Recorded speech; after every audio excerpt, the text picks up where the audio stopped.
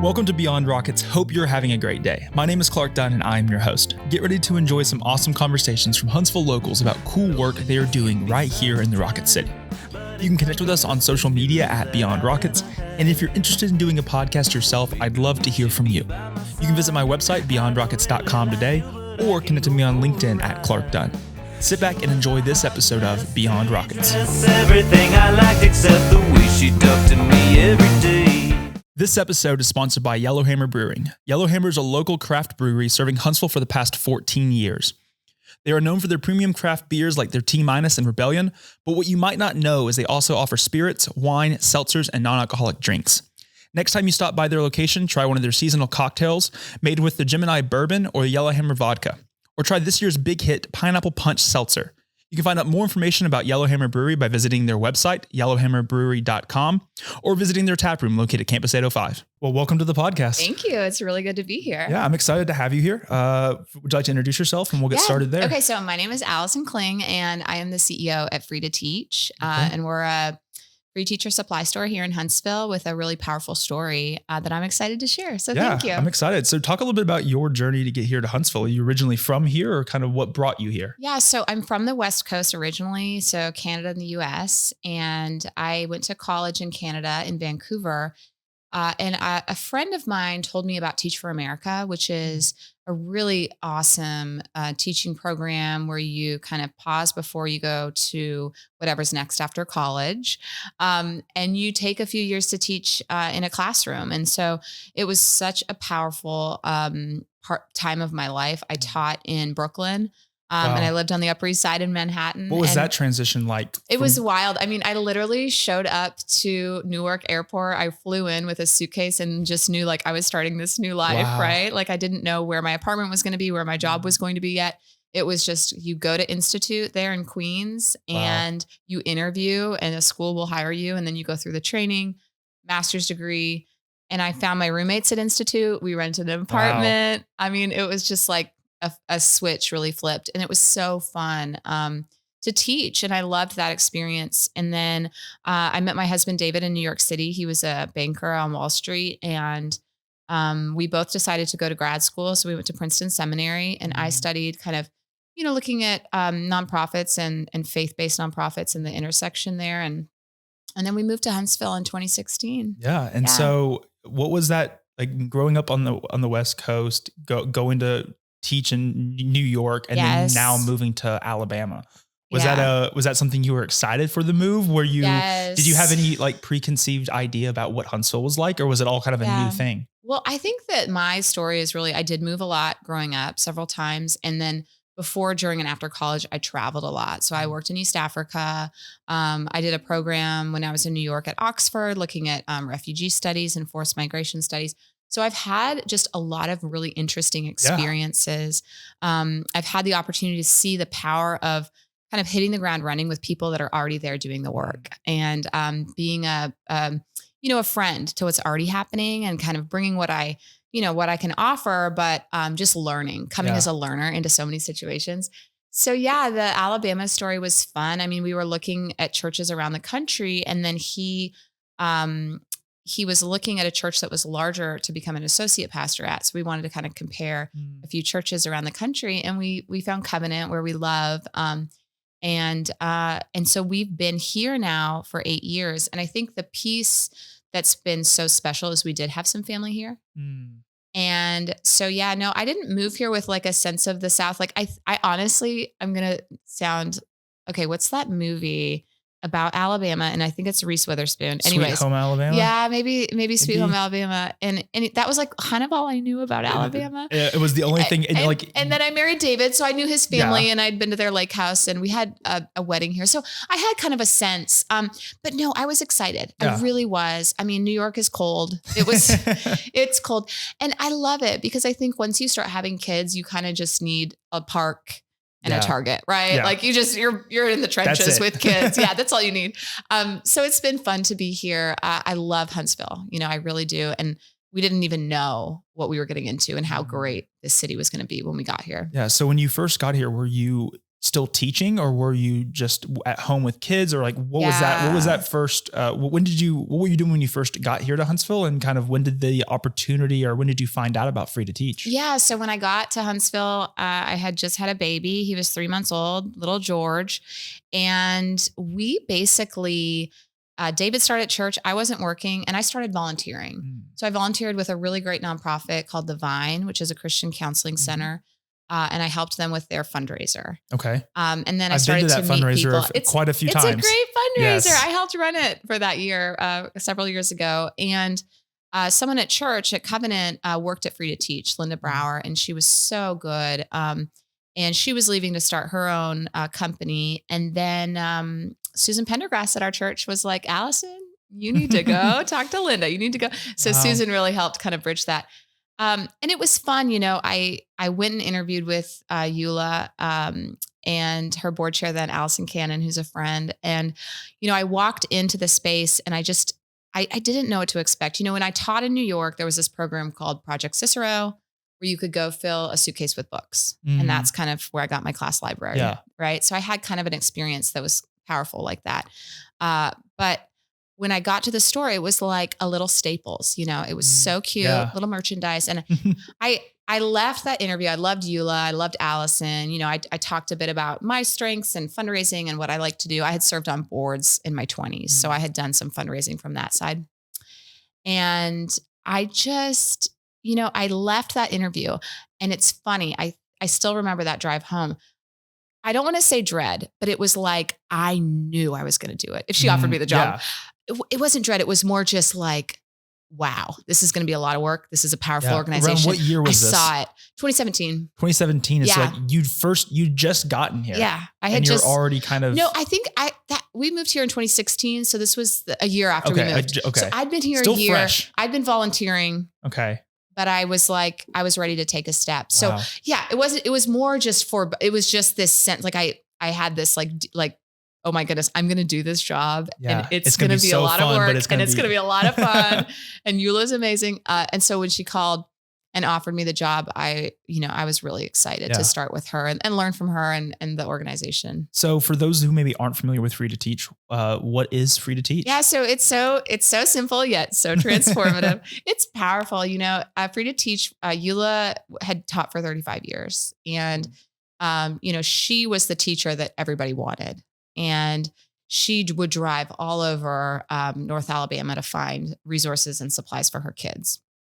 And so when she and some friends came together, she had retired from teaching, and our origin story is our infamous box of binders. Okay. So there was this box of binders, and they were trying to think, how can we get this to a school? Unless you have a child in the schools, it's hard to know exactly how to make an impact. And like, where do you just like drop it off? Yeah, like you just that's kind of weird. Hey, I've got a box of binders. So that's really where it was born, this kind of vision to kind of gather supplies in a space, invite teachers to come shop. And in that first year, they gave away $38,000. Wow. And this past year, in our 14th year, we gave away $1.74 million. Wow. So that's a total of almost 14 million. We're at 13.9. So, I think it's powerful. And when I first kind of interacted with the organization, I'm very interested in how language shapes an organization and how common language around missional impact shapes what we do. And I've really had so much fun with our team and our board, kind of focusing in on our language and on the power of our model. So when I first got there, it was very focused on, we're giving supplies to children, which we are. And that is the goal. The goal is really equity and excellence for kids. But how we get there, I think, is just important. And how we get there is through the teacher. And so really helping us understand, our mission is to get supplies into the hands of kids and support teachers, right? Take financial burden off. Our vision, why we're doing this, is equity and excellence for kids and empowerment and support for teachers. But the theory of change, the roadmap, the way we get there is really unique. We're the only teacher resource center in the state. I think there's a closet in Dothan. I always try to say that. I need to call that guy. What are you doing down there? So it's a powerful model that we prioritize the relationship, the teacher-student relationship. And so when we're giving that pencil, we're not giving that pencil to a kid. Kids can't come shop with us. Families can't come shop with us. We are focused on impacting public school children through the person that knows them the best. And that person is going to be able to give them those supplies in a way that doesn't make them feel bad, whether it's like a backpack or pencils, and then even beyond that, I think the excellence piece. So equity is important, right? Every kid should have what they need, and not every kid can afford that. Not every family can afford the target list. And then the excellence piece has been very fun to layer in over the years, just really high quality supplies that teachers can use to transform lessons and to engage kids, to kind of raise the playing field for education in our region. Yeah. And so when you first took on the role with Free to Teach, it seems like every year y'all have continued to grow. What was sort of the impact you had your first year, and then kind of what is the projected impact this year in 2025? That's a great question, Clark. Thank you. So yeah, that's a great question, because that really, as a board and as a staff team and a volunteer team, when I first came on, Eula had sadly passed away in 2020. And, it was, I read books all the time on transition and on growth and on succession and scale. And I think when I reflect now, I think we made some really strong moves. The board was doing a great job. And, so I came into that role, and that first year was just kind of where are we at, right? So when we opened, it was core classroom teachers only. And it was every other month they could come and access the resources. And so I really right away wanted to remove every other month, because I knew teachers wouldn't suddenly, we wouldn't have a run on everything because they are busy. But I was a teacher, and I remember, I don't remember what I ate for lunch, let alone when I was at Free to Teach last, right? I mean, we obviously have a reminder system, but just kind of starting to remove barriers. And then, in my experience as a teacher, I know that the entire ecosystem of the school is funded differently. Your speech therapist is funded a little differently than your core classroom teacher, than your school nurse, than your long-term sub. So I really wanted to start to remove those barriers to access too. And so as funding grew and community partnerships grew, we were able to do that. So speech therapists can come shop. I mean, my son is in speech therapy, right? And his teacher has access. That's powerful. School nurses, we opened up. That was kind of the final straw. I was so pleased. There's 90 school nurses, and we just really want them, we don't have all the medical stuff. They get that. There's funding there, of course, but just the extra things that can, if you're sick and you're going to be in the clinic, it's nice to have that. So I think that was powerful. So we really kind of ripped off the Band-Aid. We just opened up to pretty much every adult in the school building across 88 public schools. Wow. That's 55,000 children in our 3 public school systems. And, that has been powerful. So we see about 55% of teachers shop with us. It varies, 55 to 65. Not every teacher is coming in. Not every, speech therapist is coming in. But, I think there's a lot of excitement and joy around a place that's for teachers. And I think the financial piece is important to understand. So, nationally, teachers spend on average between $750 and $1,000 out of pocket. Wow. There is school funding here, so that ranges from $500 to $900. But then again, like I said, the ecosystem is different. And then there's some restrictions on that funding. I don't always get in the weeds on that, because I know schools are doing their best. I know everyone's pulling together, but really at the end of the day, teachers do spend out of pocket. And so that's a piece we really want to alleviate, but then we want to go above and beyond. And I think that a powerful story that we're also telling is a story of sustainability. We've sourced about 85% of our product that we give away is in-kind donations, which means that's someone bringing a chair they don't want anymore. That's someone bringing a bookshelf. That's us sourcing. We got $80,000 in Scholastic books that were donated. We pick up from Walmart twice a week. I say we, Craig picks up from Walmart. Craig, if you're watching this, Craig does. He's a volunteer with us.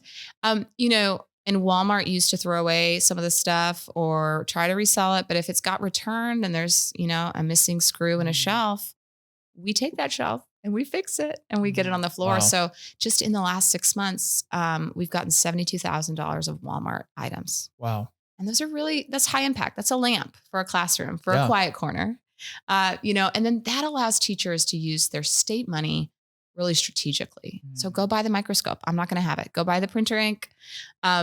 a core supply that we'll probably never get away from is copy paper. It can be very expensive for teachers. So I don't want them using their state funds when they get them for copy paper, right? Let me, we'll handle that. And you go buy the unique items that you need. Yeah. So how has, as you know, every year, the technology continues to increase, the ways in which teachers are reaching students changes from when you were teaching in New York to the way people are teaching. Yeah. Teachers are kind of adapting their classroom to teach now. Mm-hmm. Has Free to Teach continued to evolve with what it offers and kind of trying to meet the teacher where they are? Yeah, that's a really good question. Wow, Clark. Wow.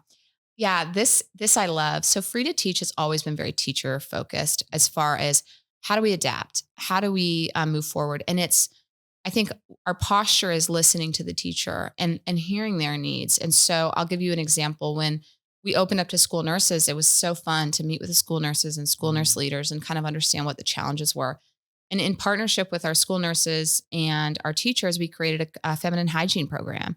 It's just a really simple kit with everything a girl would need to stay in class and move forward with their day. I mean, we don't realize that can be a financial struggle for some. Another example is just understanding some of the different needs that they had around sensory items.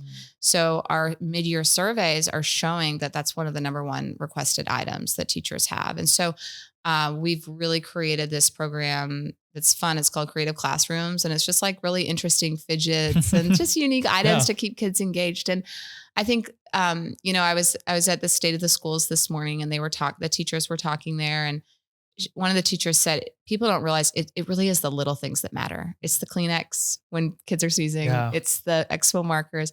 And that was powerful for me to hear. I always love that. Like all these little things really do make a difference. But the programs that have done the best are really the teacher driven programs where we've leaned in, we've given them space with our teacher advisory council or whatever it is to just speak to some of the needs they're seeing.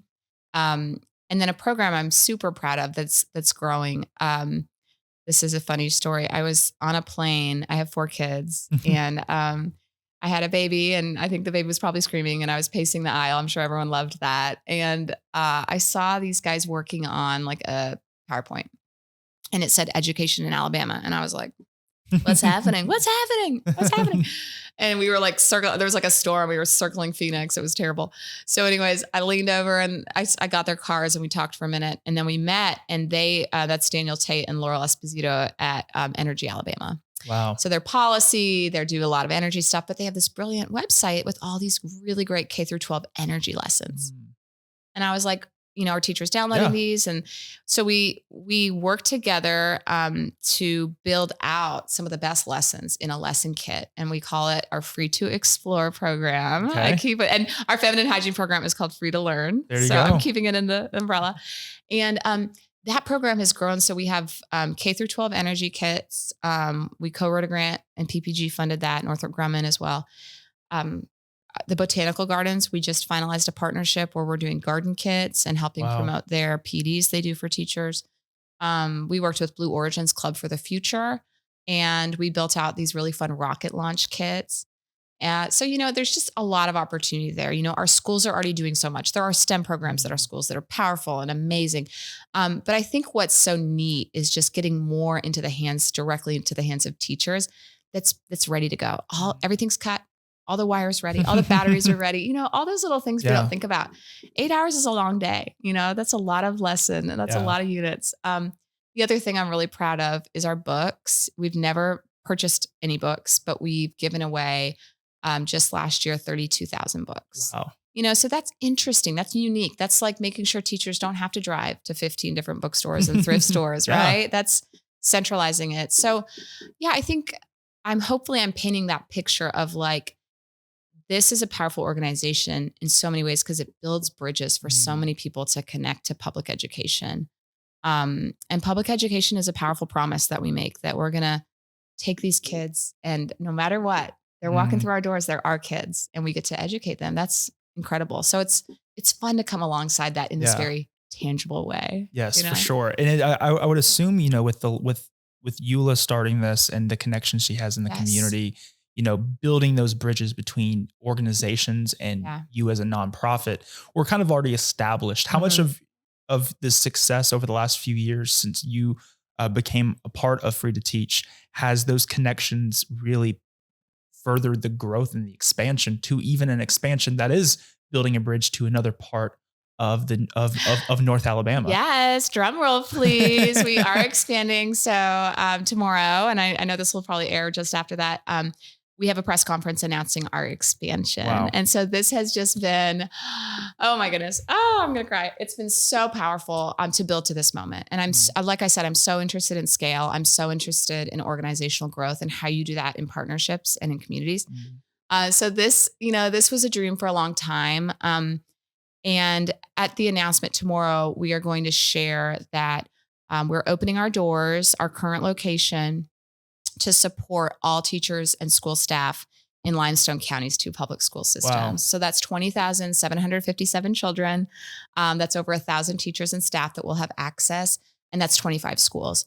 So that will grow our footprint to serving 113 schools. Wow. Yeah, it's powerful. Yeah. And that has been amazing. I mean, Athens is an incredible community. Limestone, it's a beautiful county, close knit. I feel like everyone's related. I'm like, every time I talk to someone, I'm like, wait, have you met this person yet? Yeah, it's like, well, wait, that's my aunt. What? No, I'm kidding. But no, they're so fun. They're so wonderful. Getting to know Dr. Shearhouse and Beth Patton, the supers over there. And, I think that has been so powerful. So, basically the story there is, and I'll say this in my speech tomorrow, is that this was always a dream you and I talked about, right? What would it look like? What would it look like to take this to the next level? And so it's special to be able to be taking these steps. But yeah, I mean, I did a Leadership Huntsville, the flagship program, and they took us on a bus over there, and it was a long day, and I loved it. And my father-in-law's been the interim pastor there at First Pres. Okay. So I've gotten to know the community. My kids go to church there sometimes with them. And I saw it from the perspective of leadership. And then I got this Facebook message about a year ago from a teacher. And I love thinking about this as I've thought about what I want to say tomorrow, because we really are a teacher. We center our organization on the needs of the teacher because we feel that they know best the needs of the child. And so she said, hey, I used to shop at Free to Teach when I taught in Madison County. What would it take?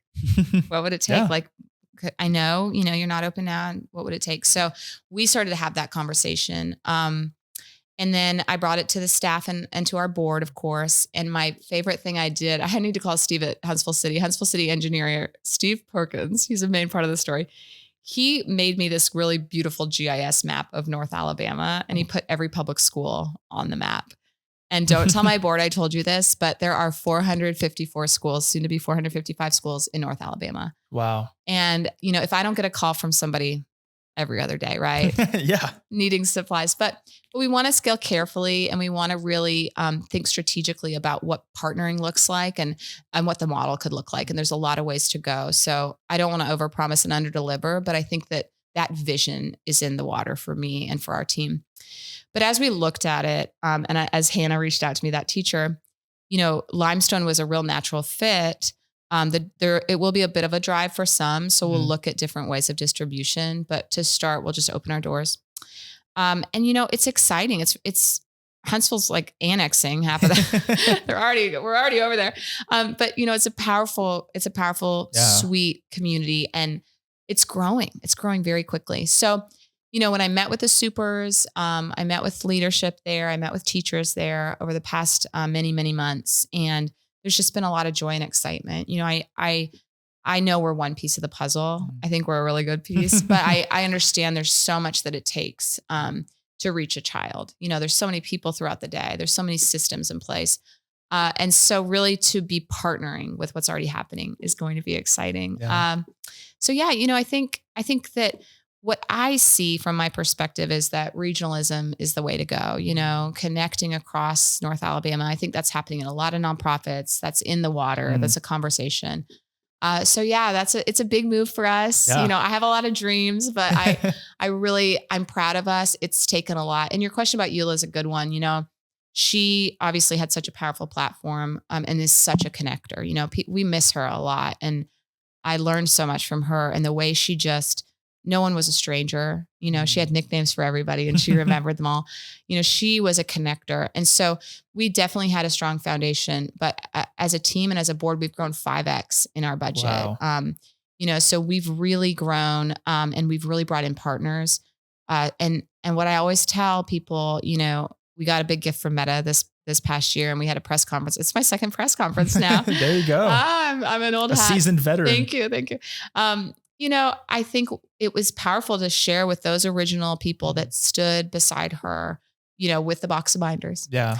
And you know, this is their story, and this is because of their investment and hard work. And so I think that's what's so fun about the life of a fundraiser is thanking and empowering and then sharing vision and doing that all at the same time. It's exciting. But it's all relationships. That's what it is. And so building on Eula's relationships, thanking people has been powerful, and drawing more people in, because I get to see what it means. You know, if I'm having a bad day, if you're having a bad day, actually, go to Lehman Ferry Road. For anyone watching, well, you could sign up online and check a teacher out on Tuesday or Thursday. There's 60 on Tuesday, soon to be 75 because we're increasing capacity. 75 on Tuesday, 75 on Thursday, 130 on Saturday.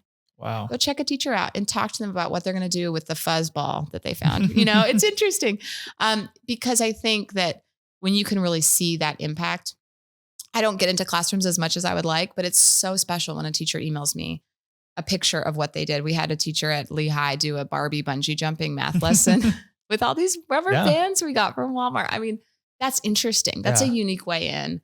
It's not the only way, but it's a unique way and it's powerful. Yeah. And so, I mean, how I feel like with this the growth that you've had, the growth that Free to Teach has had, and then pairing that with the growth that Huntsville has had, do you think it's a direct correlation for the success that you've had for Free to Teach with the growth and the impact that the growth that Huntsville as a whole is having? Yeah, absolutely. You know, I think there's a lot of energy. There's so much positive energy around philanthropy in this community. You know, I came from New York City where I did fundraising as a board member, and, you know, coming here, I feel like it's more philanthropic. It's more in the water. I mean, there's just a lot going on. There's a lot of powerful nonprofits telling really wonderful stories.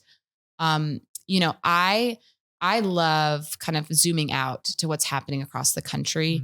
And I see that there's other teacher centers around the country. We're actually coming together to create a teacher resource collective. Oh, wow. So we can share product and stuff like that.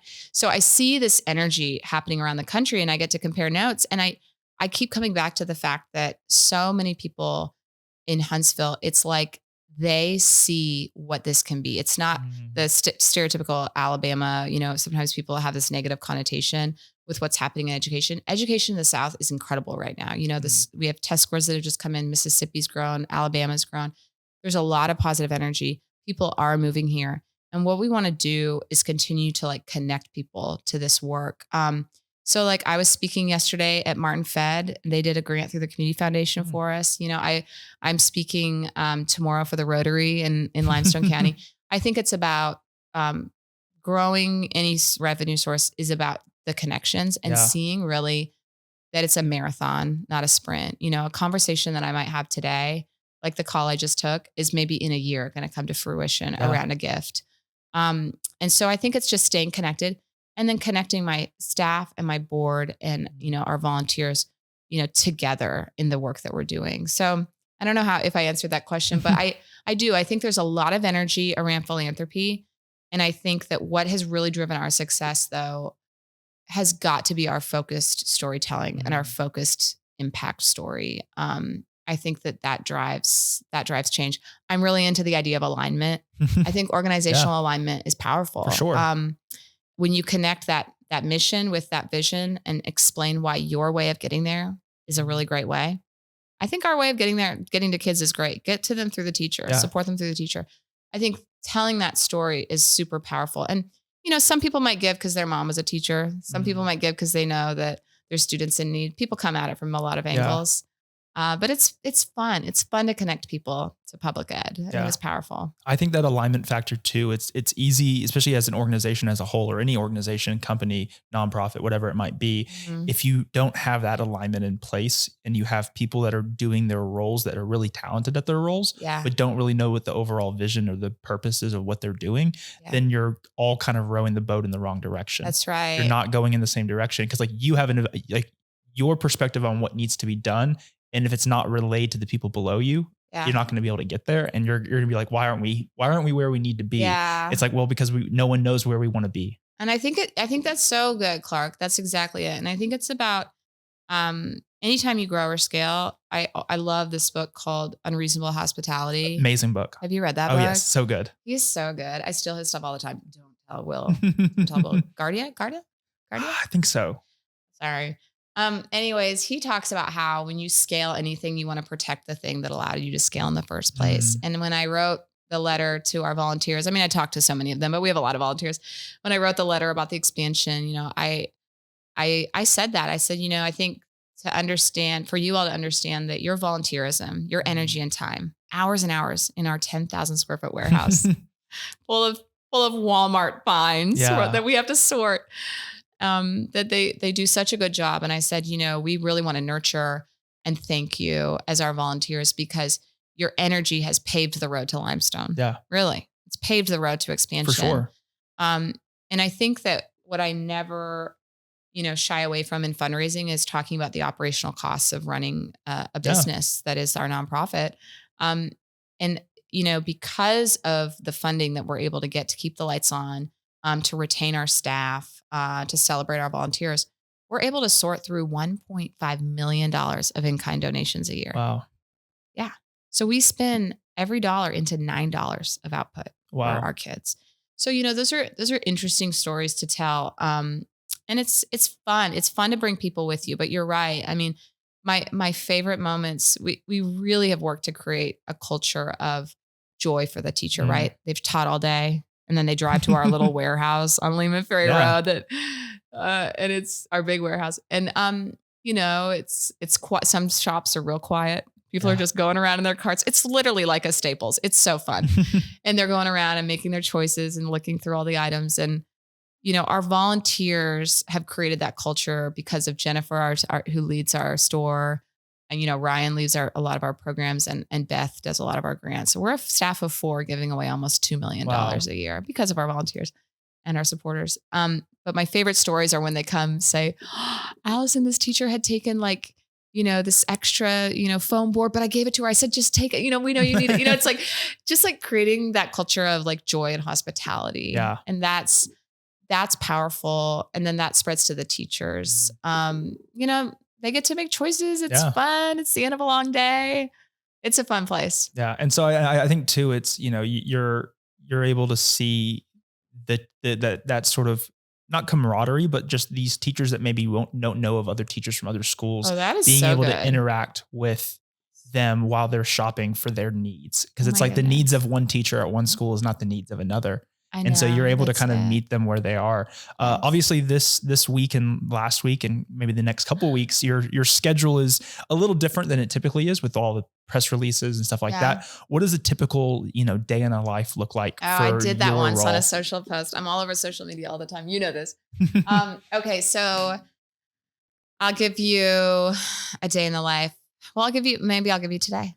Okay. So, I had a lot of meetings yesterday. So then I got home late, got up today. It's about 3:45, 4 o'clock. Okay. Is I that get up normal? very early. Mhm. Okay. And I read for about an hour. I always love to see the kids get up. I'm like, who's going to be first? Yeah. This morning it was Jack. Okay.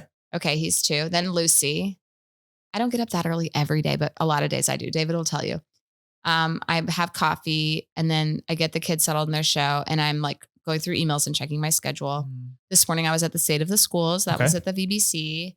And then I had a Zoom meeting with a partner in Indianapolis and that's with our collective hub. So, getting all those resources from around the country.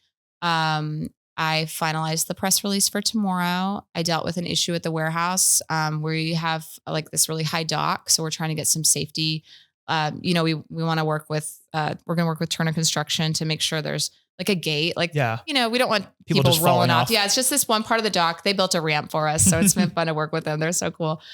And, then I dealt with like 2 policy things we have to do. I looked at our insurance policy.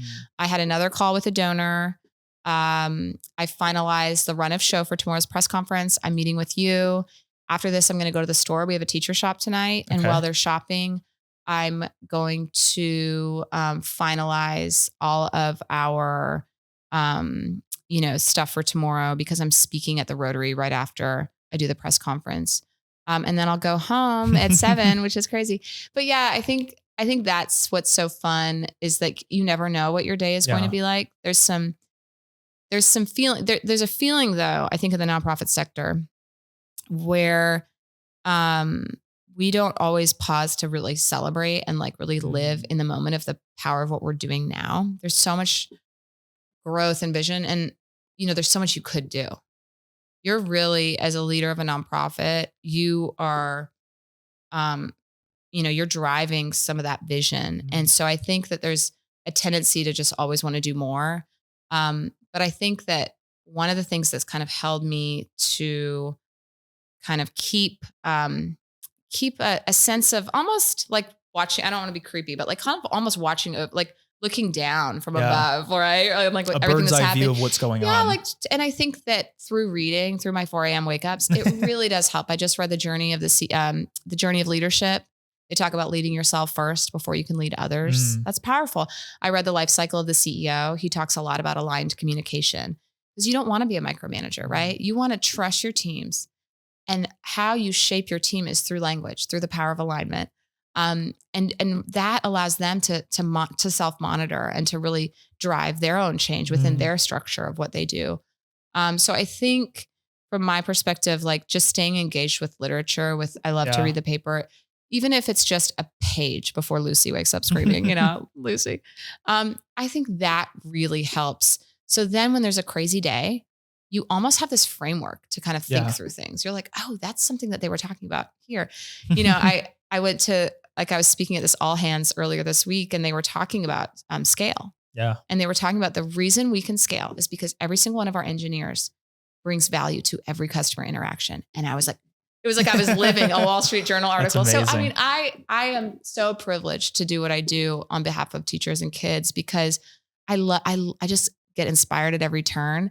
I love doing the work, but I like thinking about the work I'm doing. And I think you have to do both for sure to probably grow and drive change. Yeah. I think the ability to work on and in the business is so important, and being able to it's a hard thing to do adequately sometimes because it's easy to get one or the other. Yeah. Especially with hectic days, you're working in the business more. Yes.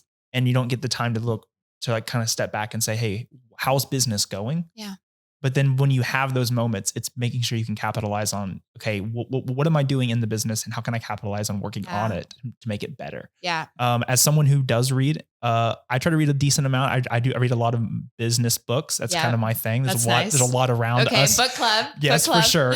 If you had 3 books that you would recommend, what would those 3 books be? Okay. So my favorite, right, that's really shaped my year is called Give and Take by Adam Grant. Okay. And that is so powerful. He talks about how when you're a giver, when you share ideas, when you share your partnerships, that's really what drives change. You looked at medical school students, the best ones were the ones who didn't share their notes in first year and went to the library and were in their cubicle. Yeah. But they didn't do as well in the 4th year because in the 4th year, you're doing collaborative projects. Yeah. You're like, I don't know what you're doing. You're doing something. You're doing something with health, I'm assuming, with bodies. So I love that book. And, that's been really powerful for our in-kind products that we're getting. It's because we're sharing with other distribution centers around the country. That's driven our partnership with other nonprofits like the Huntsville Botanical Gardens. I was in a meeting with a foundation and they were talking about their giving priorities. And I was listening and I was like, have you heard of this nonprofit? Not to make myself seem so amazing, but I really did. I thought, oh, I had just met with this other nonprofit leader and that's their vision too. And I think when your vision is aligned, that's where that synergy happens. So Give and Take has been good. I really did love The Journey of Leadership. Okay. It's got a couple authors that were in charge of the McKinsey kind of leadership CEO program. And that is, I think that's really good because it talks about the journey inward before you can take the journey outward. Okay. And so that's really good. And yeah, Unreasonable Hospitality. It's a restaurant book, but the guy is so good. I recommend it to everybody. Someone recommended it on a podcast to me. Cody over at Blue Oak Barbecue. Okay. I interviewed her with Mid Cities podcast, and she recommended that book that she encourages her entire staff to read it. Obviously in the hospitality industry, but I think from the perspective of anybody, I would highly recommend it. And this is why I think it's so powerful, because he says in that book, no matter what business you're in, you can choose to be in the hospitality business. Yeah. That's a powerful and idea. We're all kind of in the hospitality business. We are. And I think, I see every interaction. Like I see the power of just kindness, openness. It can be tiring. Sometimes people as introvert, I'm not an introvert, but I imagine it can be tiring. Yeah. I love it. It does give me energy, but I think every person you meet, you have the opportunity to make their day better. I read this quote on LinkedIn, which I secretly love LinkedIn. Sorry. And it was like, oh, what did it say? It said, pretend that every person you see is wearing a sign around their neck that says, make me feel special. Mm. I just love that. I love making people feel special. I'm not always perfect at it, but I think that that's fun. And I get a lot of questions about like balance and all of those things. And I think the key for me has just been to be present. I love that Nick Saban football deal where he says, be where your feet are. I think that was Saban, be present where you are. Yeah. I think it honors, the people that are helping you be there, like the people watching my kids right now. And it honors the work you've done to get there. And I think, I think that's a great question about books. It's powerful to think about what you're doing. Yeah. If you can just find even a page, just read a page. And just, even if that's the only thing you read in a week, I have my notes app. It's an insane notes app. It's just full of quotes and ideas. And I just go through it. And it's fun, it's fun to read, and then it's fun to live it out. Yeah. And I think you can learn a lot from the books, and they're good frameworks. Yeah. But real like application of things is really where you learn the most. Yeah. So as we kind of wrap things up, if a teacher's listening and they've heard of Free to Teach, they have never been a part of it, or if it's a company or an organization wanting to help you further the mission for Free to Teach, where can they connect with you and find out more information? Absolutely. Yeah. So Free to Teach is focused on reaching public school children. So we have our access is for all public schools in Madison County and now Limestone County. I got to change my language. So if you're a teacher listening and that's you, go to our website, freetoteach.org. We just redid it. I'm proud of it. And you can make an account there really easily. And you can shop 11 times in a year. Wow. Yeah. We're open all year long. We close for 1 month to do inventory and sweep the floors. So go and check it out. If you want to engage like the shops I was talking about, it's a really neat way to come volunteer. Yeah. We get you working right away. We take large groups. So there's a volunteer section to fill out and say, hey, I'd love to bring my gals group. I'd love to come for an hour, and we'll work you in. So volunteering is powerful.